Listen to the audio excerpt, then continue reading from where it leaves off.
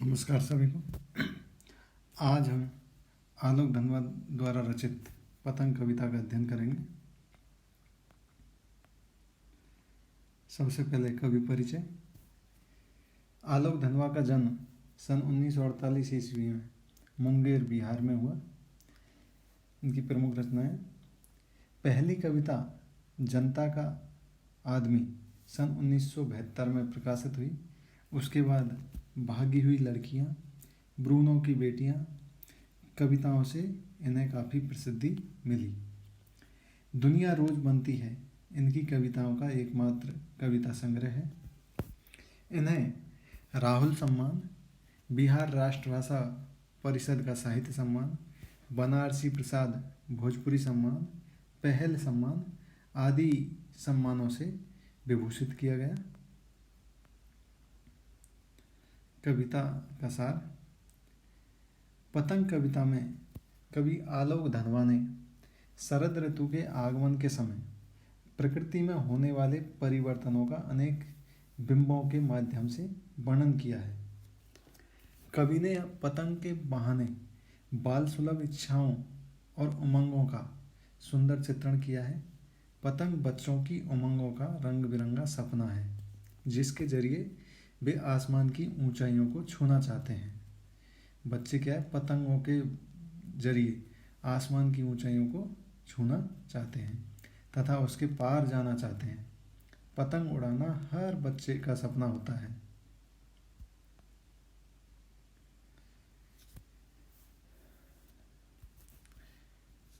काव्यांश प्रथम भाग शुरू करते हैं। सबसे तेज बौछार गई, भादो गया, सवेरा हुआ, खरगोश की आंखों जैसा लाल सवेरा। शरद आया पुलों को पार करते हुए, अपनी नई चमकीली साइकिल तेज चलाते हुए, घंटी बजाते हुए जोर जोर से, चमकीले इशारों से बुलाते हुए। पतंग उड़ाने वाले बच्चों के झुंड को चमकीले इशारों से बुलाते हुए और आकाश को इतना मुलायम बनाते हुए कि पतंग ऊपर उड़ सके, दुनिया की सबसे हल्की और रंगीन चीज़ उड़ सके, दुनिया का सबसे पतला कागज़ उड़ सके, बांस की सबसे पतली कमानी उड़ सके, कि शुरू हो सके सीटियों, किलकारियों और तितलियों की इतनी नाजुक दुनिया। कठिन शब्दों के अर्थ। भादो, हिंदी महीनों में भादो एक महीने का नाम है। यहाँ पे अंधेरे के अर्थ में प्रयुक्त हुआ है। शरद, शरद ऋतु, उजाले के अर्थ में, झुंड, समूह, इशारों से, संकेतों से। मुलायम, कोमल, रंगीन, रंग बिरंगी। बांस एक प्रकार की लकड़ी है जिससे पतंग बनाई जाती है। नाजुक, कोमल, किलकारी, खुशी में चिल्लाना। सबसे तेज बौछारें गई, सबसे तेज बौछारें गई, बौछारें करते बरसात की बूंदें। भादो गया, सवेरा हुआ, भादो मास गुजर जाने के बाद शरद ऋतु का आगमन होता है। चारों ओर प्रकाश फैल जाता है। और ये प्रकाश कैसा है? सवेरा होने पर जो सूर्य की लालिमा चारों ओर दिखाई देती है, तो वो लालिमा कैसी दिखाई देती है? खरगोश की आंखों जैसा लाल सवेरा। सवेरे में खरगोश की आंखों जैसा बताया है। यहाँ पे उपमा अलंकार है, खरगोश की आंखों जैसा लाल सवेरा में। शरद आया पुलों को पार करते हुए, चारों ओर प्रकाश फैल जाता है। सवेरे के सूर्य का प्रकाश लाल चमकीला हो जाता है। शरद ऋतु से के आगमन से उत्साह एवं उमंग का माहौल बन जाता है। शरद आया पुलों को पार करते हुए, अपनी नई चमकीली साइकिल तेज चलाते हुए, घंटी बजाते हुए जोर जोर से। जोर जोर से में पुनरुक्ति प्रकाश अलंकार है। शरद आया पुलों को पार करते हुए में प्रकृति का मानवीय रूपों में वर्णन होने से मानवीकरण अलंकार है। शरद ऋतु का यह चमकीला इशारा बच्चों को पतंग उड़ाने के लिए बुलाता है और पतंग उड़ाने के लिए मंद मंद वायु चलाकर आकाश को इस योग बनाता है कि दुनिया की सबसे हल्की रंगीन कागज़ और बांस की सबसे पतली कमानी से बनी पतंगें आकाश की ऊंचाइयों में उड़ सके। तो शुरू करते हैं इसका। प्रसंग। प्रस्तुत काव्यांश पाठ्यपुस्तक आरोह भाग 2 में संकलित कविता पतंग से उद्धृत है। इस कविता के रचयिता आलोक धनवा हैं। प्रस्तुत कविता में कवि ने मौसम के साथ प्रकृति में आने वाले परिवर्तनों व बाल मन की सुलभ चेष्टाओं का सजीव चित्रण किया है। व्याख्या। कवि कहता है कि बरसात के मौसम में जो तेज बौछारें पड़ती थी, बारिश की बूंदें पड़ती थी, वे समाप्त हो गई। तेज बौछारों और भादों माह की विदाई के साथ साथ ही शरद ऋतु का आगमन हुआ। अब शरद का प्रकाश चारों ओर फैल गया है। इस समय सवेरे उगने वाले सूरज में खरगोश की आंखों जैसी लालिमा होती है। खरगोश की आंखों के समान जो लालिमा है वो सूर्य की किरणों में दिखाई देती है। कवि शरद का मानवीकरण करते हुए कहता है कि वह अपनी नई चमकीली साइकिल को तेज गति से चलाते हुए जोर जोर से घंटी बजाते हुए पुलों को पार करते हुए आ रहा है। वह अपने चमकीले इशारों से पतंग उड़ाने वाले बच्चों के झुंड को मानो बुला रहा हो, पतंग उड़ाने वाले झुंड के बच्चों को लालायित कर रहा हो। कवि कहना चाहते हैं कि शरद ऋतु के आगमन से उत्साह उमंग का माहौल बन जाता है। कवि कहता है कि शरद ऋतु ने आकाश को मुलायम कर दिया है ताकि पतंग ऊपर उड़ सके। वह ऐसा माहौल बनाता है कि दुनिया की सबसे हल्की और रंगीन चीज़ कौन? पतंग उड़ सके। यानी बच्चे दुनिया के सबसे पतले कागज़ व बांस की सबसे पतली कमानी से बनी पतंग उड़ा सके। इन पतंगों को उड़ता देखकर बच्चे सीटियाँ किलकारियाँ मारने लगते हैं। इस ऋतु में रंग बिरंगी तितलियाँ भी दिखाई देने लगती है। बच्चे भी तितलियों की भांति कोमल व नाजुक होते हैं।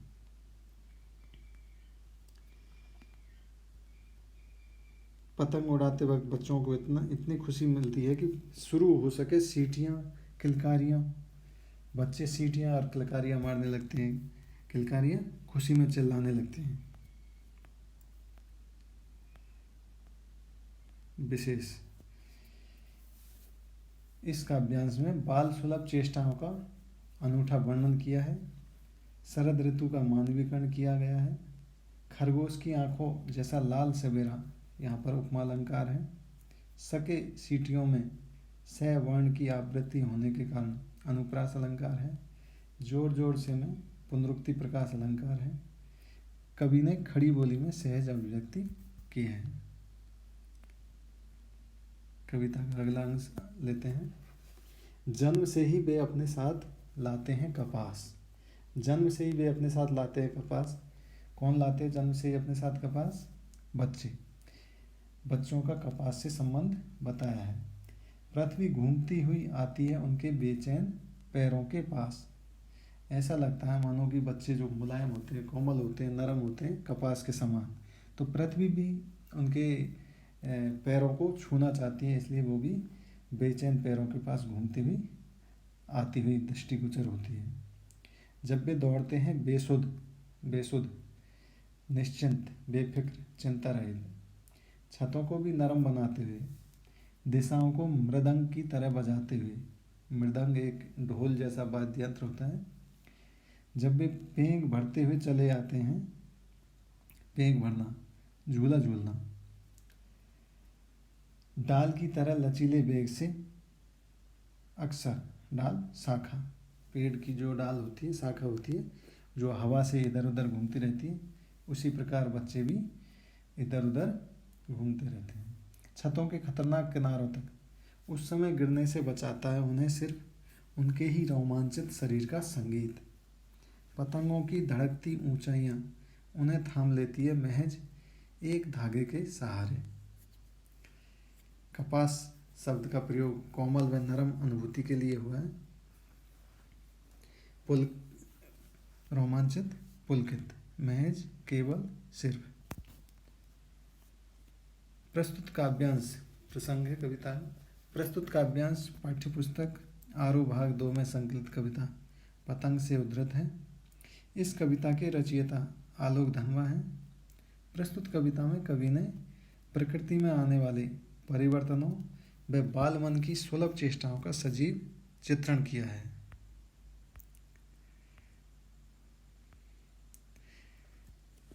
कवि कहता है, व्याख्या, कवि कहता है कि बच्चों का शरीर कोमल होता है, मुलायम होता है, नरम होता है।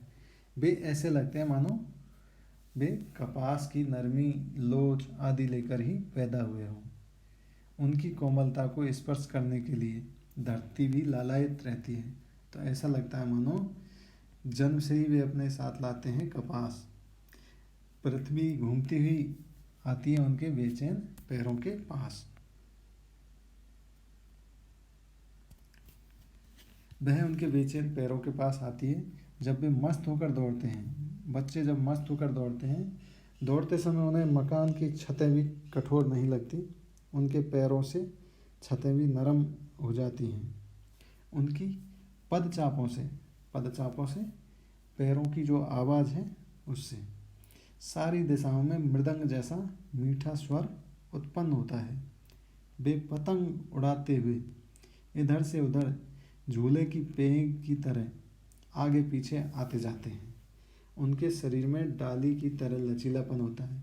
जिस प्रकार पेड़ की जो डाली है वो हवा से इधर उधर घूमती है, उसी प्रकार बच्चे भी इधर उधर घूमते रहते हैं। पतंग उड़ाते समय वे छतों के खतरनाक किनारों तक आ जाते हैं। छतों के खतरनाक किनारे इसलिए बोला है कि वहाँ से अगर वो गिर जाएं तो उनको चोट लग सकती है। यहाँ उन्हें कोई बचाने नहीं आता, अपितु उनके शरीर का रोमांच ही उन्हें बचाता है। वे खेल के रोमांच के सहारे खतरनाक जगहों पर भी पहुँच जाते हैं। इस समय उनका सारा ध्यान पतंग की डोर के सहारे उसकी उड़ान व ऊंचाई पर ही केंद्रित रहता है। बच्चे चाहे इधर से उधर घूम रहे हों, लेकिन उनका सारा ध्यान आसमान में उड़ रही पतंगों की ऊंचाई पर ही केंद्रित रहता है। ऐसा लगता है मानो पतंग की ऊंचाइयों ने ही उन्हें केवल डोर के सहारे थाम लिया हो। विशेष कवि ने बच्चों की चेष्टाओं का मनोहारी वर्णन किया है, मन को आकर्षित करने वाला वर्णन किया है। इस काव्यांश में मानवीकरण, अनुप्रास, उपमा आदि अलंकारों का सुंदर प्रयोग है। खड़ी बोली में भावानुकूल सहज अभिव्यक्ति हुई है। पतंग को कल्पना के रूप में इस काव्यांश में चित्रित किया गया है। कविता का अगला अंश, पतंगों के साथ साथ वे भी उड़ रहे हैं। पतंगों के साथ साथ वे भी उड़ रहे हैं, कौन? बच्चे। यहाँ साथ साथ है, साथ साथ में पुनरुक्ति प्रकाश अलंकार है। अपने रंध्रों के सहारे अगर वे कभी गिरते हैं, रंध्र सुराग, अगर वे कभी गिरते हैं छतों के खतरनाक किनारों से और बच जाते हैं, तब तो और भी निडर होकर सुनहले सूरज के सामने आते हैं। पृथ्वी और भी तेज घूमती हुई जाती है उनके बेचैन पैरों के पास। रंध्र सुराग, सुनहले सूरज, सुनहरा सूर्य। प्रसंग, प्रस्तुत काव्यांश पाठ्यपुस्तक आरोह भाग 2 में संकलित कविता पतंग से उद्धृत है। इस कविता के रचयिता आलोक धनवा है। इस कविता में कवि ने प्रकृति में आने वाले परिवर्तनों व बाल मन की सुलभ चेष्टाओं का सजीव चित्रण किया है। व्याख्या, कवि कहता है कि आकाश में अपनी पतंगों को उड़ते देखकर बच्चों के मन भी आकाश में उड़ रहे हैं। ऐसा लग रहा है मानो वो अपनी पतंगों को देखकर इतने प्रसन्न हैं कि वो कल्पना कर रहे हैं कि स्वयं भी वो आकाश में उड़ रहे हों। उनके शरीर के रोए भी संगीत उत्पन्न कर रहे हैं तथा वे भी आकाश में उड़ रहे हैं। कभी कभी वे छतों के किनारों से गिर जाते हैं। बच्चे कभी कभी छतों के किनारों से गिर भी जाते हैं, परंतु अपने लचीलेपन के कारण वे बच जाते हैं। उस समय उनके मन का भय समाप्त हो जाता है। अगर वो गिरने की उनको ऐसा लगता है गिर रहे हैं और बच जाते हैं, तो उनके मन के अंदर जो भय रहता था वो भय भी समाप्त हो जाता है।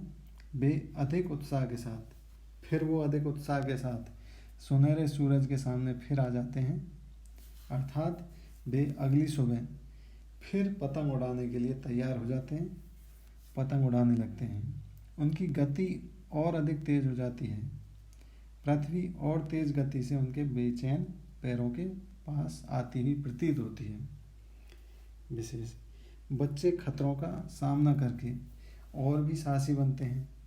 इस भाव की अभिव्यक्ति इस काव्यांश में हुई है। मुक्त छंद का प्रयोग हुआ है। मानवीकरण, अनुप्रास, पुनरुक्ति प्रकाश आदि अलंकारों का प्रयोग हुआ है। खड़ी बोली में कवि ने सहज अभिव्यक्ति की है। इस प्रकार से इस पतंग कविता में कवि आलोक धनवा ने बच्चों की बाल सुलभ इच्छाओं तथा उमंगों तथा प्रकृति के साथ बच्चों के रागात्मक संबंधों का अत्यंत मनोहारी चित्रण किया है।